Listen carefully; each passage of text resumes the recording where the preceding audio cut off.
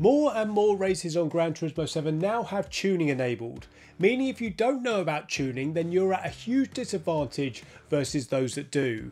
This puts many off playing as there is a glaring omission of any form of license or menu book teaching players who want to learn how tuning works in the game. So today I'm hoping to do that for you and give you a quick, simple and understandable guide that arguably we should already have to make you excited the next time a tuning week comes up instead of frustrated. Let's get into it. Welcome to the setting sheet of the car. Now there are many intimidating numbers here, but you can ignore everything apart from two categories, suspension and differential gear, as 99% of the time this is all you can change when tuning is on in sport mode. In the first category there are 7 changeable settings. Remember as we go through this that the goal of suspension is simply to keep the car on the ground. First setting in this category is body height adjustment. This means ride height, and this again simply means the distance between the bottom of the car and the road surface. This car has a high ride height and this one has a low ride height. How high a car is off the ground affects its centre of gravity, its aerodynamics, and how weight is transferred during things like acceleration, braking and going through corners. Lowering a car can significantly improve its handling by lowering the centre of gravity, which reduces body roll during cornering and can make you faster on the straights due to reduced air resistance. However, setting the car too low can cause problems too, such as the wheels hitting the arches, restricting steering or bottoming out on bumpy tracks. The goal with this is to run the car as low as possible without these issues. Lowering the front reduces the load on the rear wheels, making the car more prone to oversteer, whilst lowering the rear shifts the load to the front, which can lead to understeer. Setting the rear ride height higher than the front can promote oversteer when entering corners, as it encourages forward weight transfer under braking, shifting the aerodynamic balance towards the front and increasing front end grip. Finding the right balance to ride height is key to optimising handling for your own driving style and what you are critically most comfortable with. The second setting here is the anti-roll bar.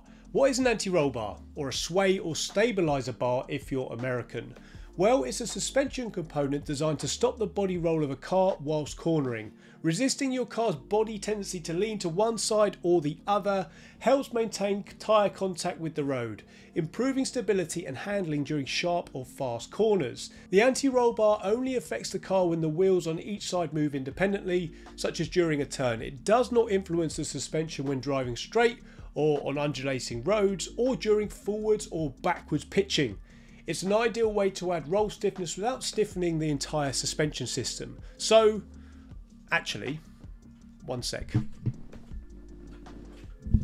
This monster truck has a soft anti-roll bar setting. As it goes around the corner like this, all 4 wheels remain in contact with the floor for longer. Hang on.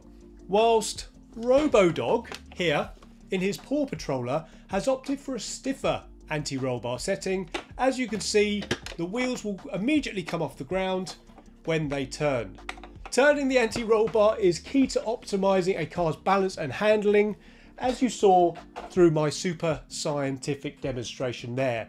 That softer anti-roll bars or a lower stiffness setting allows the car to roll more, typically generating more grip.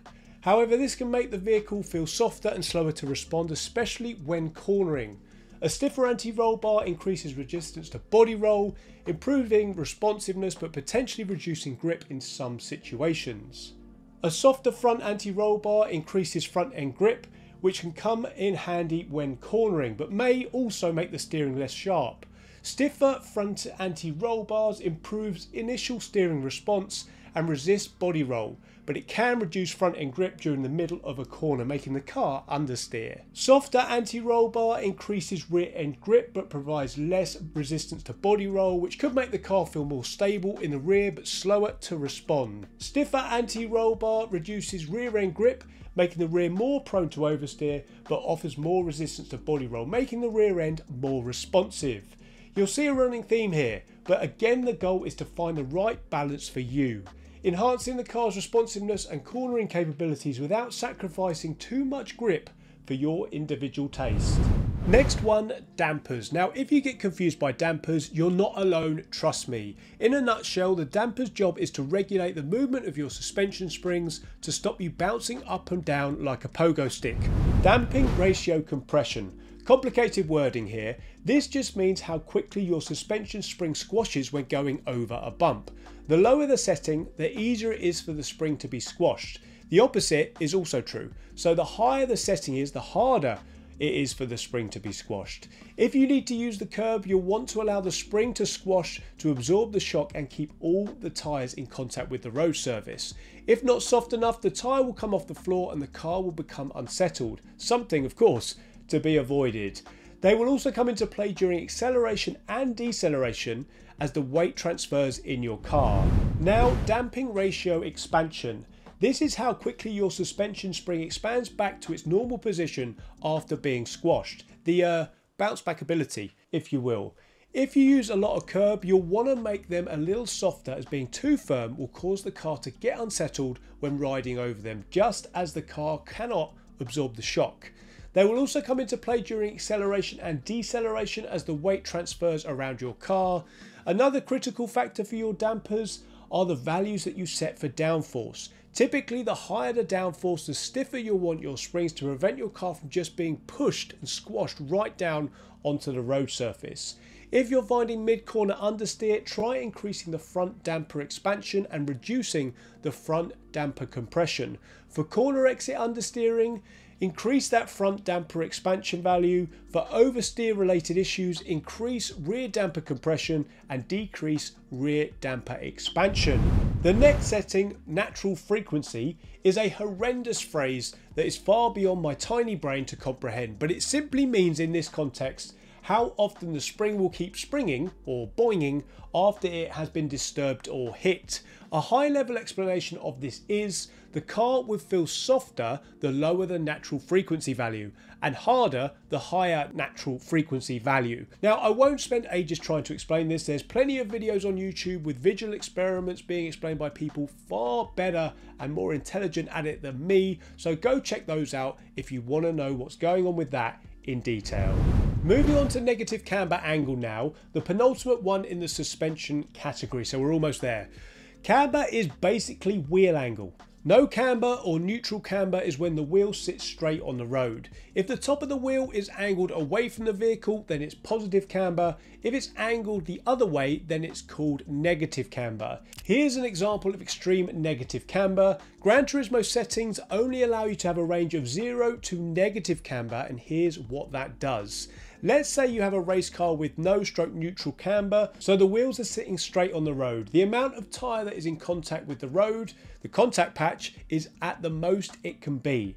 This is fine when driving in a straight line like a drag strip. However, when you come to take a corner, a left-hand one for example, the car body and its tyres want to lean and roll outwards as the weight moves to the outside. When it does this, the inside of the outside tyre lifts slightly and is not flat to the track anymore, and the contact patch is smaller. This means there's less rubber in contact with the track, yet it still has all the work to do, which leads to increased tyre wear, higher temperatures, less grip, and therefore less speed. So to counteract this, you angle the tyres inwards a little bit. Now there's less of a contact patch on the straight, which is fine, but during the critical cornering stage, where you need your most grip, as the car leans outwards, the tyres then become more upright in relation to the track, giving the largest possible contact patch to offer more grip and allow you to go faster. Final one now in suspension, and 7 of 10 of the settings we're covering overall in this one, and that's toe angle. Toe angle is the angle from the wheels when viewed from above the car. If the front of the wheel is pointing in towards the centre line of the car, then it's called toe in. If the front of the wheel points out towards the outside of the car, then this is called toe out. Easy way to remember this: stand up right now and look at your feet. These are like your front tyres. Point your toes inwards toward each other, that's toe in, and point your toes out away from each other, and that is toe out. Obviously, your toe settings will affect how your car handles. We need to look at the front and the back wheel settings separately for this one. More toe out on the front wheels give the car a better turn in when entering corners, but can make the car feel twitchy down any straights. Toe in will make the car less responsive and make it feel much more stable. You need to be aware though that this will and also does affect the top speed and tyre wear down the straights, as the car is basically on tyres that will be scrubbing as they point toward each other going down the track.